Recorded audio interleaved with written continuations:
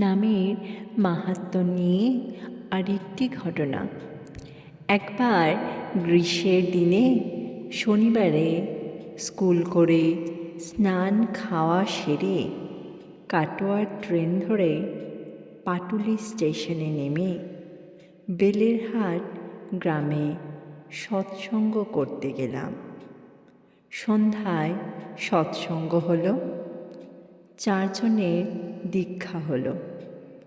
পরদিন রবিবার ফিরে আসব, তার হলো না। অপর একজন গুরুভাইয়ের অনুরোধে তার বাড়িতে রবিবার সৎসঙ্গ হলো। পরদিন সোমবার। সকালে স্কুল কিভাবে করব তাই নিয়ে চিন্তায় পড়লাম।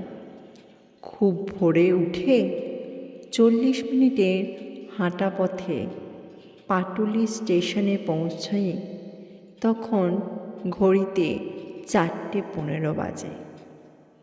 স্টেশন মাস্টার মশাইকে ট্রেনের খবর জিজ্ঞাসা করায় তিনি বললেন, সকাল 6:30টায় লোকাল ট্রেন, এখন একটা এক্সপ্রেস গাড়ি পাস করবে, এই স্টেশনে স্টপেজ নেই।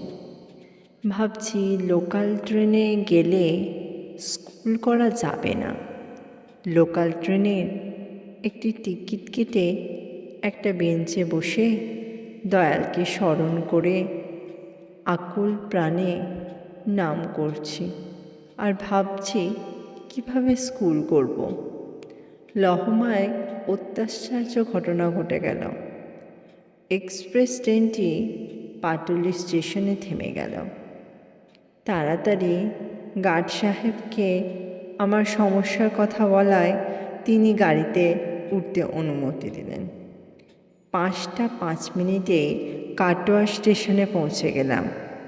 গার্ড সাহেব করুণা করে প্ল্যাটফর্ম পার করে দিলেন।